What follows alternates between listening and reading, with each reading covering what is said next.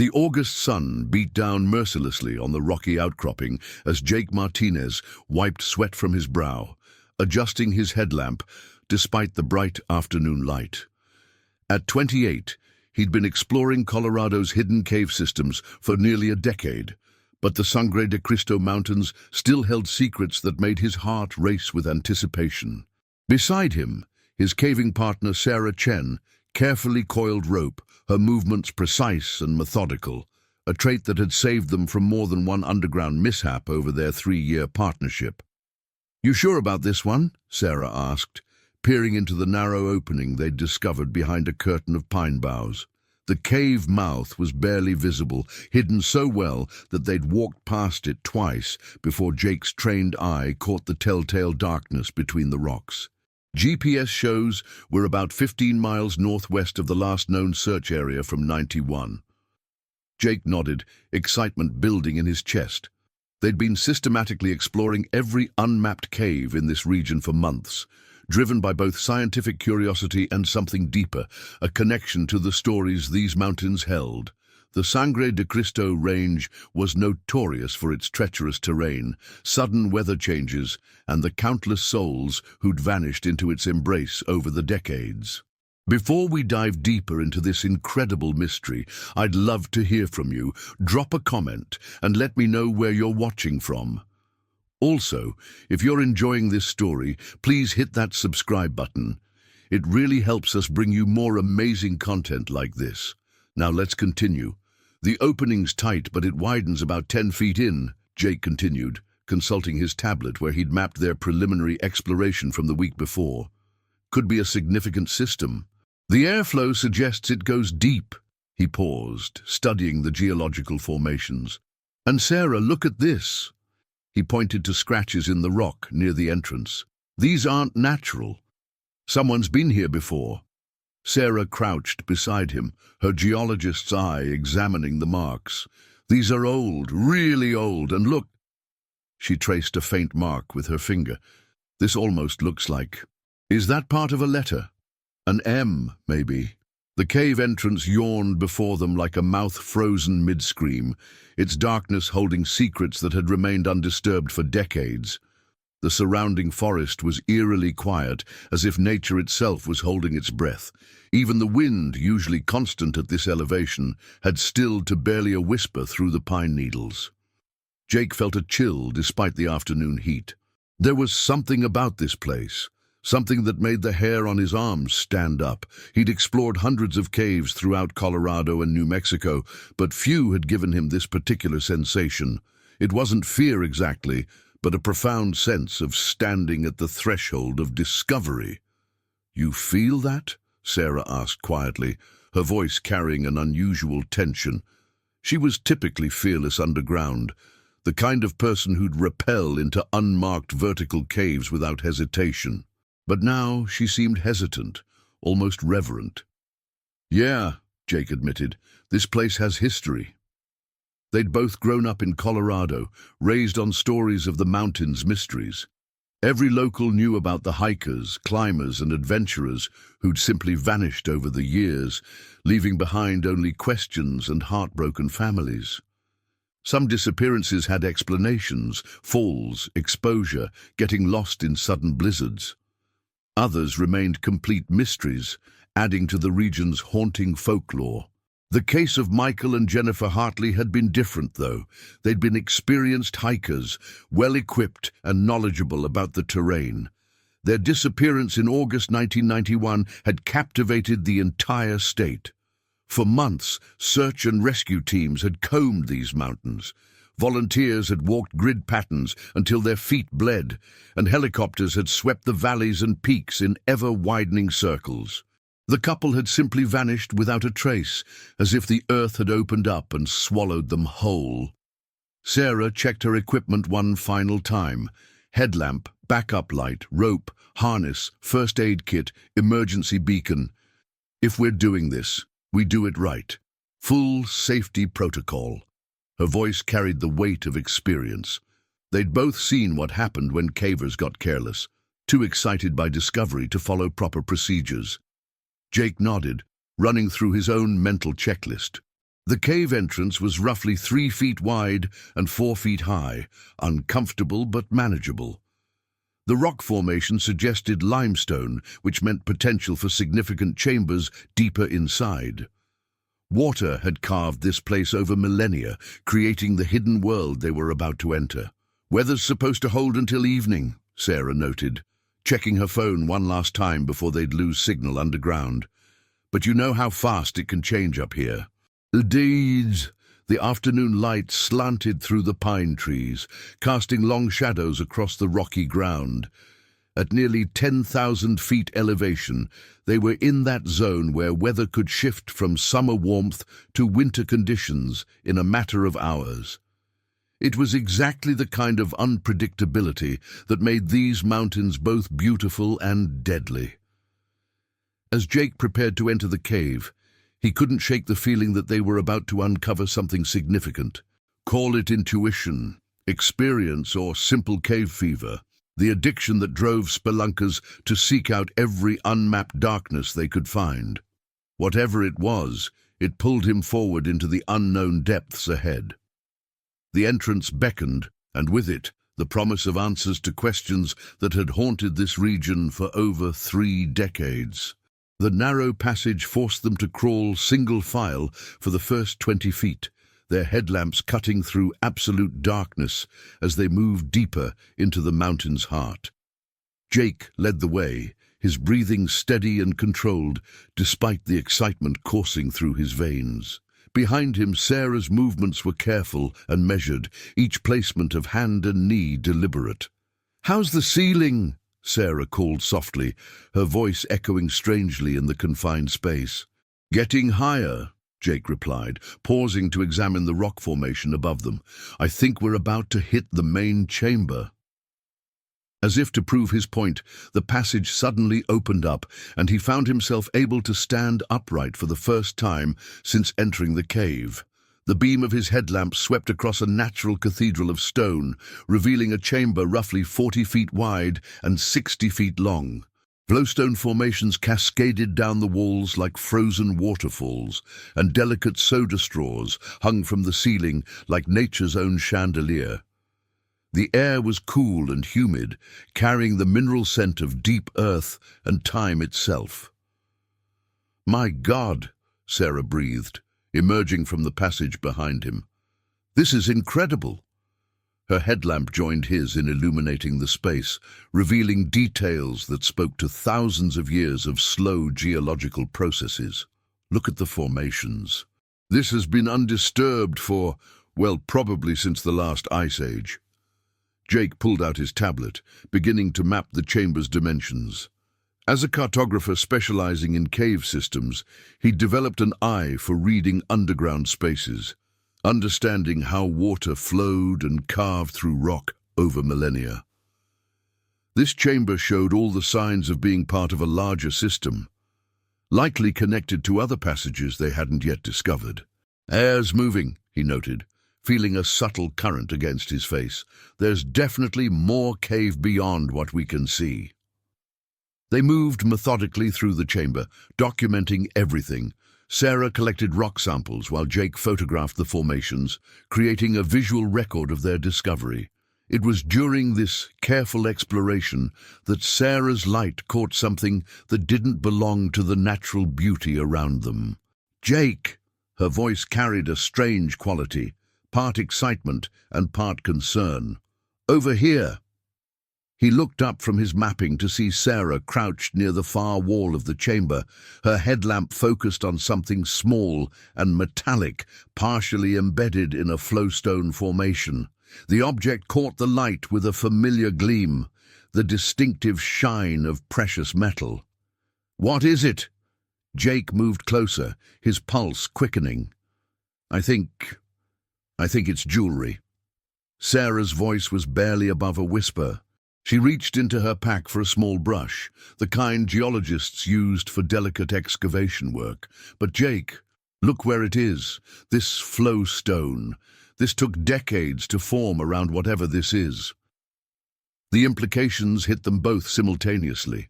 Flowstone formations grew incredibly slowly, sometimes taking 50 to 100 years to accumulate just a few inches. If jewelry was embedded in the formation, it had been here for a very long time. Jake knelt beside Sarah, watching as she carefully brushed away mineral deposits from around the object. His headlamp joined hers, creating a bright pool of light that revealed more details. What emerged from the stone's embrace was unmistakably a wedding ring, white gold or platinum with what appeared to be a small diamond. "There's another one," Sarah said, her brush revealing a second ring just inches away from the first. This one was larger, clearly a men's wedding band, simpler in design, but matching the style of the first. The cave fell silent, except for their breathing, and the distant sound of water dripping somewhere in the darkness beyond. Jake felt a chill that had nothing to do with the underground temperature. Wedding rings, embedded in flowstone that had taken decades to form, in a cave that had clearly been undisturbed for years. "Sarah," he said quietly, "I think we need to call this in." She nodded, carefully photographing the rings from multiple angles before either of them touched anything else. The formation patterns. "Jake, these have been here for at least 30 years, maybe more." 30 years. The number echoed in the chamber like a whisper from the past. Jake's mind raced back to the stories he'd grown up hearing, the legends and tragedies that were part of Colorado mountain folklore. But one story in particular seemed to reach across the decades with ghostly fingers. "The Hartley couple," he said, the words seeming to hang in the air between them. Sarah looked up from her photographs, her face pale in the artificial light. "That's what I was thinking too, but how would their rings end up in here? The search area was miles from this cave." Jake studied the chamber again, this time with different eyes. He looked for signs of human passage, evidence that someone had been here before them. Near the rings, partially hidden by the same flowstone formation, he spotted something else, a fragment of fabric, also embedded in the mineral deposits. The material was faded and deteriorated, but the synthetic fibers suggested modern outdoor gear. "There's more," he said, pointing to the fabric. "This whole area, it's like a time capsule." They worked in careful silence for the next hour, documenting everything they found. In addition to the rings and fabric, they discovered what appeared to be remnants of a backpack strap, also embedded in the flowstone, and several metal objects that looked like they might have been camping equipment. The evidence painted a haunting picture. Someone had been in this chamber decades ago, and something had happened that left their belongings to be slowly encased in stone by the patient work of mineral-rich water dripping from above. As they prepared to exit the cave, Jake felt the weight of discovery settling on his shoulders. They'd come looking for unexplored passages and geological wonders. Instead, they'd found what might be evidence in a 32-year-old missing persons case that had never been solved. The rings caught the light one final time as they prepared to leave. 2 circles of metal that had once symbolized love and commitment, now serving as silent witnesses to a mystery that was about to be reopened. The fluorescent lights of Channel 7 News hummed overhead as Emma Rodriguez adjusted her blazer and checked her notes one final time. At 35, she'd been a journalist for over a decade, but stories like this still made her heart race with a mixture of professional excitement and human curiosity. The call had come in 3 hours ago. Cave explorers had discovered what appeared to be evidence related to the 1991 disappearance of Michael and Jennifer Hartley. 30 seconds, Emma, the production assistant called out, and Emma felt the familiar pre-broadcast calm settle over her. She'd covered everything from local politics to mountain rescues, but cold cases had always held a special fascination. There was something about the intersection of time, mystery, and human loss that drew her like a moth to flame. The red light flashed, and she was live. "Good evening. I'm Emma Rodriguez with Channel 7 News. Tonight, we have breaking developments in a case that has puzzled Colorado authorities for over 3 decades. She paused, letting the weight of the words settle. Wedding rings discovered in a remote cave system may be connected to the 1991 disappearance of hikers Michael and Jennifer Hartley. In the control room, her producer was already fielding calls from other news outlets. Word traveled fast in the tight-knit Colorado journalism community, and Emma knew she had a narrow window before this story exploded across every major network. The rings were discovered yesterday by amateur cave explorers Jake Martinez and Sarah Chen, approximately 15 miles from the area where the couple was last seen alive 32 years ago. Emma's voice carried the gravity of the moment. The Jefferson County Sheriff's Department has confirmed they are treating this as potential evidence in the cold case. She'd spent the afternoon scrambling to piece together background information, interviewing local officials, and diving into archived news footage from 1991. The Hartley case had been front-page news for months, captivating the state with its complete lack of resolution. Young, attractive, experienced hikers simply don't vanish without a trace, except apparently sometimes they do. Michael Hartley, age 26, and Jennifer Hartley, age 24, were newlyweds from Denver who set out for a 3-day hiking trip in the Sangre de Cristo mountains in August of 1991. When they failed to return home, authorities launched one of the most extensive search and rescue operations in Colorado history. The archived footage rolled, helicopters sweeping mountainous terrain, search dogs working grid patterns, and dozens of volunteers combing through dense forest. The images were grainy by today's standards, but they captured the desperation and determination of a community refusing to give up hope. Emma continued her report, but her mind was already racing ahead to the deeper story. Cold cases weren't just about the missing. They were about the people left behind, the families who lived in limbo, the communities that never quite healed.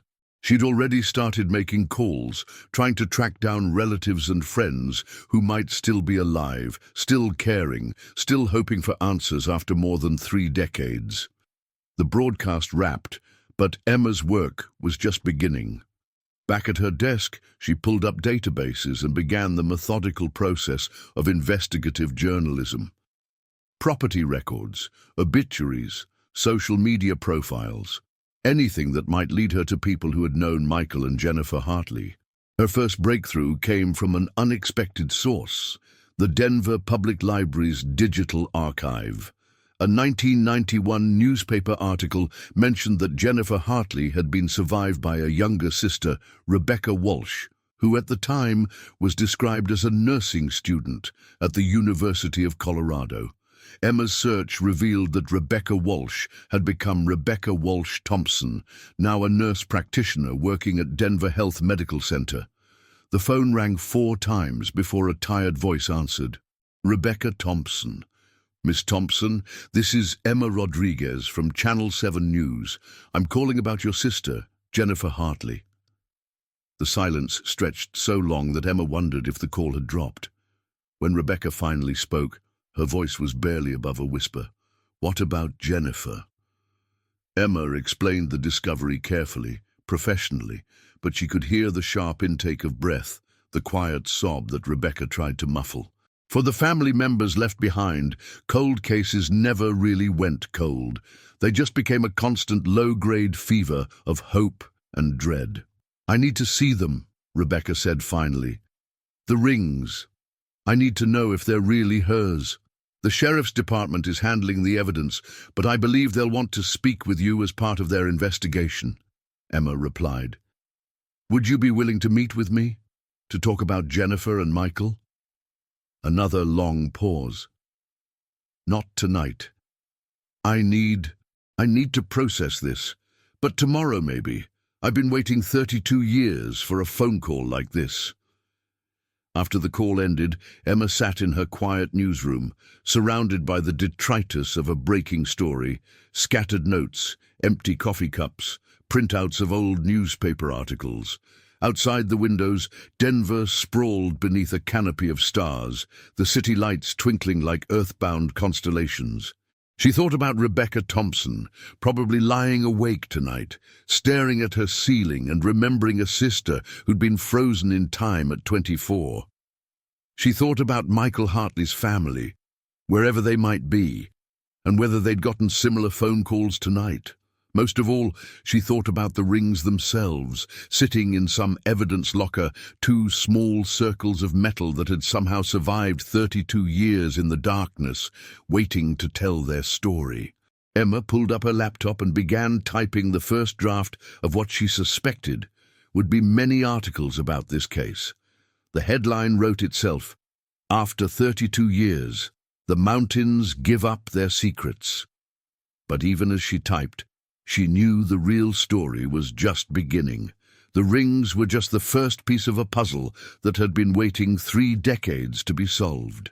Tomorrow, she would start the process of putting the pieces together, one conversation, one interview, one painful memory at a time.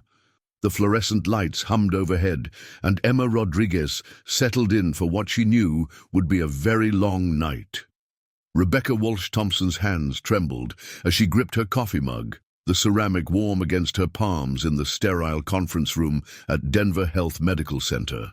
Across from her, Emma Rodriguez had arranged her recorder and notepad with the practiced efficiency of someone who'd conducted thousands of interviews. But her expression held the gentle concern of someone who understood that some stories required delicate handling. "Take your time," Emma said softly.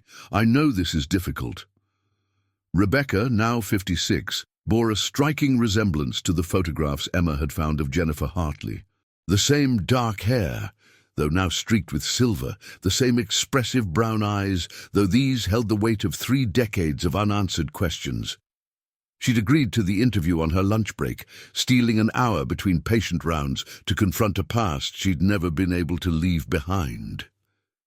"Jennifer was the adventurous one," Rebecca began, her voice steady despite the emotions playing across her face. "I was always the careful sister, the one who checked her equipment twice and carried extra supplies. Jennifer, she trusted the mountains to take care of her." Emma listened, taking notes, but more importantly, observing. There was something in Rebecca's tone, a complexity that suggested the story of the Hartley disappearance might be more complicated than the newspaper accounts from 1991 had indicated. "What can you tell me about her relationship with Michael?" Emma asked gently. Rebecca's expression shifted, a shadow crossing her features. That's complicated." She set down her coffee mug and folded her hands in her lap. "Michael was charming, absolutely charming. But Jennifer and we hadn't been speaking much in the months before they disappeared. This was new information." Emma kept her expression neutral, but internally her journalistic instincts were firing. Family conflicts in missing persons cases often revealed crucial details that initial investigations missed. "Can you tell me why?" Emma prompted. "I didn't trust him," Rebecca said bluntly. "I thought he was pushing Jennifer too hard, too fast. They'd only been married 6 months, and he was already talking about these extreme hiking trips, technical climbs, backcountry routes that were beyond Jennifer's experience level." She paused, staring out the window at the Denver skyline. "Jennifer was a good hiker, don't get me wrong, but Michael, he was obsessed. He talked constantly about finding untouched wilderness, places where no one had ever been. It scared me." Emma made careful notes, recognizing the delicate balance between gathering information and respecting a grieving sister's memories. "Did you share these concerns with anyone else at the time?" "I tried to talk to Jennifer about it, but she was so in love. She said I was jealous, that I couldn't stand to see her happy." Rebecca's voice cracked slightly. "Our last conversation, we argued.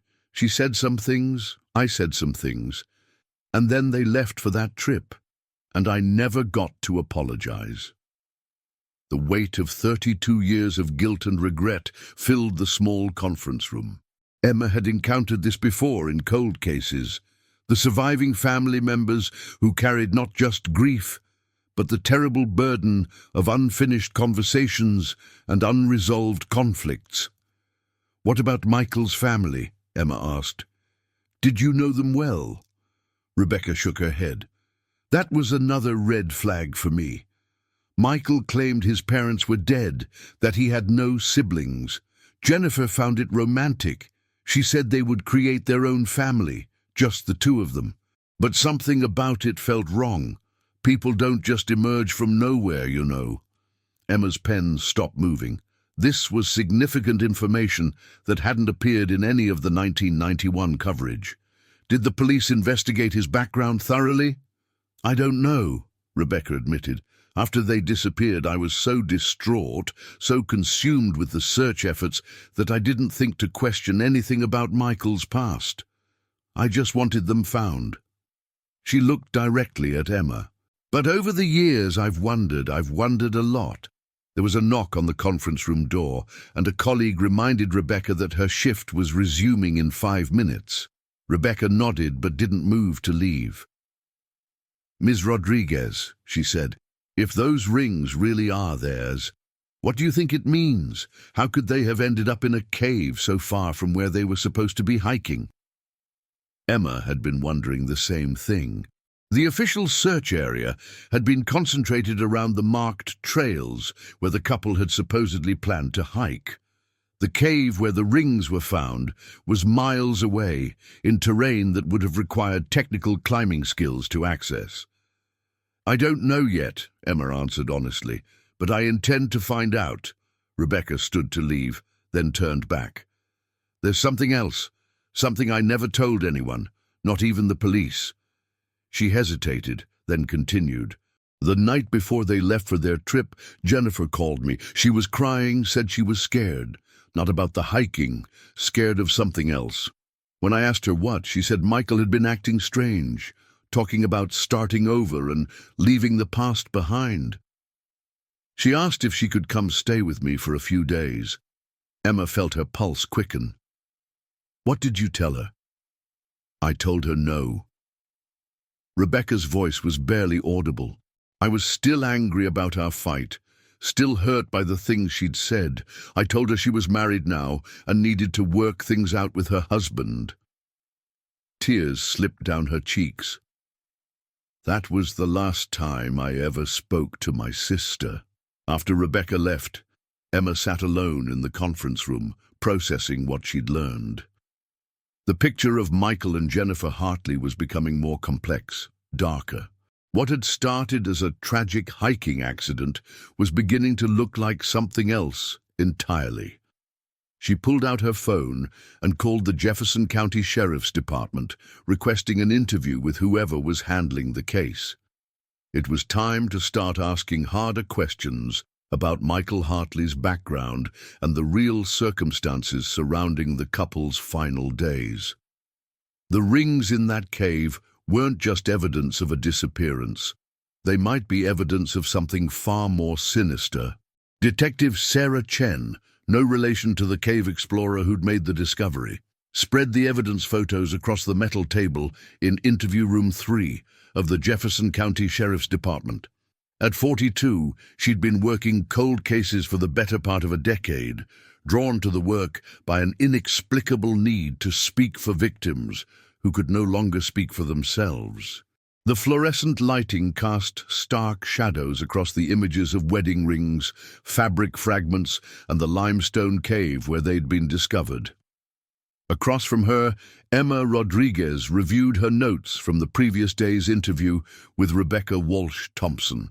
The detective had agreed to share information in exchange for Emma's background research on the family dynamics, a mutually beneficial arrangement that often proved valuable in cold cases. "Tell me about this conversation the sister mentioned," Detective Chen said, studying a photograph of the rings embedded in flowstone. The night before they disappeared, Jennifer called scared. Emma consulted her notes. Rebecca said Jennifer was frightened about something other than the hiking trip. She mentioned Michael talking about starting over and leaving the past behind. Jennifer wanted to come stay with her sister, but Rebecca refused because they'd been arguing. Detective Chen made notes on her tablet, her expression thoughtful. At 42, she'd seen enough domestic situations to recognize the warning signs.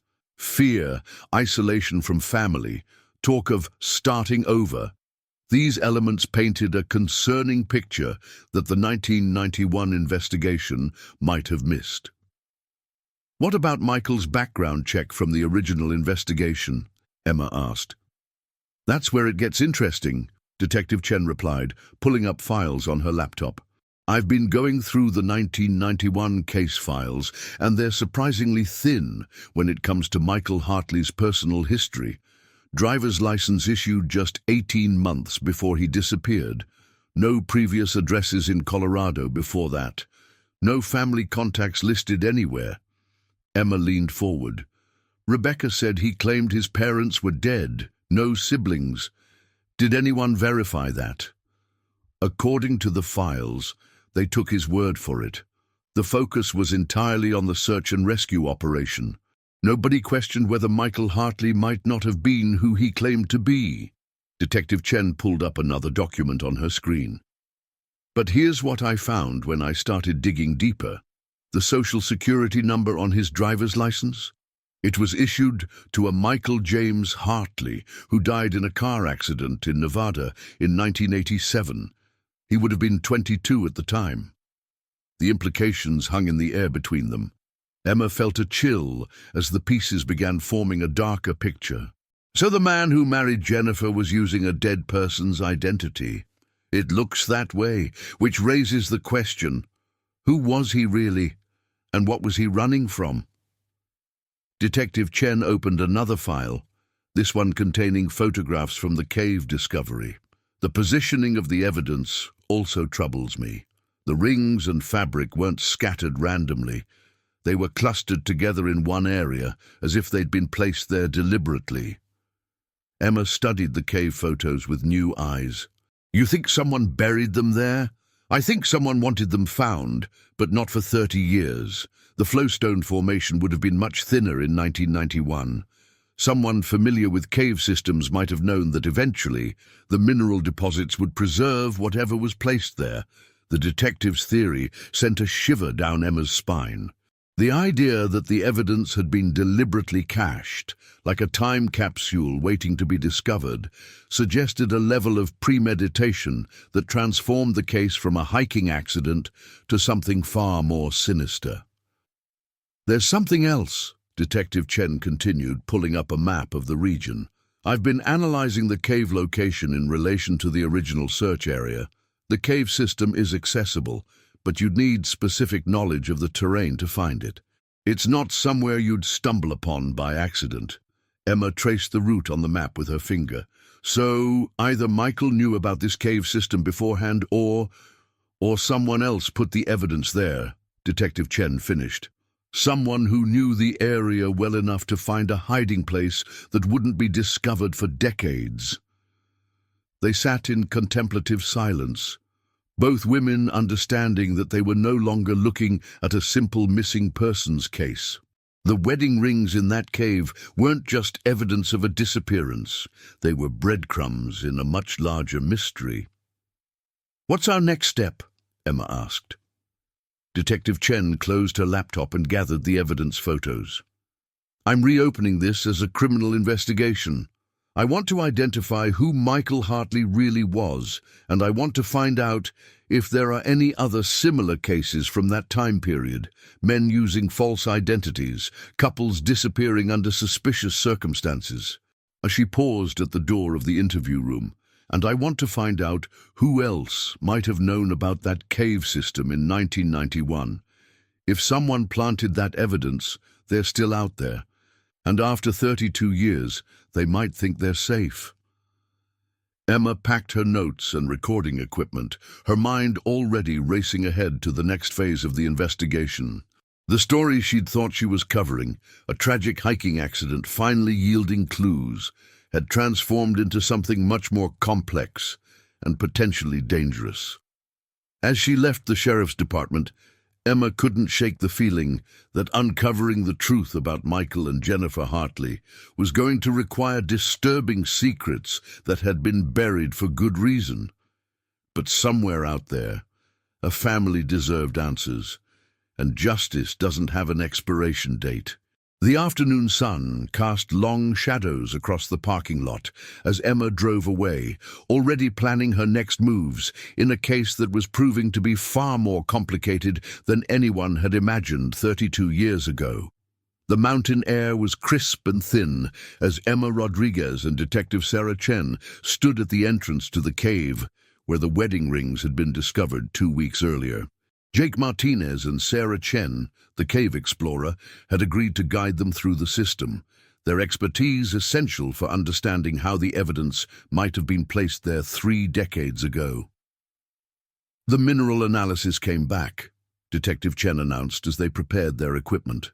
The flowstone formation around the rings is approximately 35 years old, which means the evidence was placed here sometime in the late 1980s or early 1990s, consistent with the Hartley disappearance timeline. Emma adjusted her headlamp, still processing the developments from the past week's investigation. They'd identified the real Michael Hartley through dental records, a 22-year-old construction worker from Las Vegas who died in a single-car accident in 1987. The man who'd married Jennifer Walsh had stolen his identity and built an entire life around it. We also got a hit on the fingerprints from the fabric fragments, Detective Chen continued. They belonged to Robert James Kingston, age 31, in 1991. He had a criminal record, fraud, identity theft, domestic violence. He was wanted in 3 states when he assumed Michael Hartley's identity. Jake Martinez checked his rope one final time. So this Kingston guy, he brought Jennifer here and killed her? That's what we need to determine, Detective Chen replied. But the evidence suggests he planned this carefully. Someone with detailed knowledge of these cave systems would know that the flowstone would preserve evidence while keeping it hidden for decades. As they descended into the cave, Emma reflected on the interviews she'd conducted over the past week. Rebecca Walsh Thompson had identified Kingston from old booking photos. He was indeed the man who'd married her sister. But more disturbing were the other cases Detective Chen had uncovered. 2 other women in neighboring states had disappeared under similar circumstances in the late 1980s and early 1990s, both involved with men using stolen identities. The cave chamber looked different now, illuminated by police spotlights instead of simple headlamps. The flowstone formation, where the rings had been discovered, was partially excavated, revealing additional evidence that had been carefully placed and preserved by 3 decades of mineral deposits. Here's what I think happened, Detective Chen said, examining the evidence site. Kingston was using Jennifer to establish a new identity and life. When she became suspicious or tried to leave, which explains her frightened phone call to Rebecca, he had to eliminate her. But he was smart enough to know that bodies disappear in these mountains. The rings, though, they were insurance. Emma frowned. Insurance. If he ever needed to prove she was dead, for insurance money to remarry whatever, he could discover the evidence. He placed them here knowing the flowstone would preserve them, and probably planned to come back years later and find them during a hiking trip. Jake Martinez studied the cave walls, but he never came back. No, Detective Chen agreed, and that's where the story gets even darker. She pulled out her tablet, showing crime scene photos from California. Robert Kingston was found dead in a motel room in Los Angeles in March 1992, 7 months after the Hartley disappearance. Single gunshot wound to the head, execution style. The murder was never solved. The cave fell silent, except for the distant sound of water dripping in the darkness beyond. Emma felt the weight of the revelation settling over them. Jennifer Hartley had been murdered by a man who'd stolen another person's identity, only to be killed himself before he could return to claim the evidence of his crime. "So, Jennifer's body," Emma began, "probably still out there somewhere in these mountains," Detective Chen finished. "Kingston might have disposed of her body in another location entirely. These rings were just meant to be found when he needed them." Sarah Chen, the cave explorer, had been quietly examining the flowstone formation. "There's something else," she said, pointing to marks in the stone. "These scratches I noticed on our first visit, they're not random. Look." She traced the marks with her finger, revealing what appeared to be initials carved into the cave wall. RK 891. "Robert Kingston," Detective Chen breathed. "He signed his work." The final piece of the puzzle fell into place with chilling clarity. Kingston had been methodical, even proud of his crime. He'd murdered Jennifer, hidden evidence that he could use later, and left his mark like a twisted signature in the cave. Emma thought about Rebecca Walsh-Thompson, who would finally have answers about her sister's fate, even if those answers brought more pain than peace. After 32 years of wondering, hoping, and guilt, she would learn that Jennifer had indeed been afraid, that her instincts about Michael had been correct, and that the last conversation between the sisters had been Jennifer's desperate plea for help. "We'll keep searching for Jennifer's remains," Detective Chen said as they prepared to exit the cave. "With what we now know about Kingston's methods and this location, we can focus our efforts. She deserves to be found, and her family deserves to lay her to rest." As they emerged into the afternoon sunlight, Emma felt the profound satisfaction that came with uncovering truth, even when that truth was painful. The wedding rings in the cave had indeed told their story, not of a tragic accident, but of a carefully planned murder by a man who'd thought he could disappear into someone else's life. The mountains had kept their secrets for 32 years, but now those secrets belonged to the living, to the family members who could finally grieve properly, and to the justice system that would ensure Robert Kingston's crimes were officially recognized, even though the killer himself had been dead for over 3 decades. Standing at the cave entrance, Emma looked out over the vast expanse of the Sangre de Cristo mountains, their peaks stretching endlessly toward the horizon.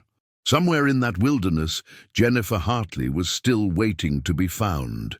But for the first time in 32 years, people were looking for her in the right places, armed with the truth about what had really happened during those final terrifying days of August 1991. The rings had kept their promise, speaking for a woman who could no longer speak for herself, and finally bringing light to a darkness that had lasted far too long.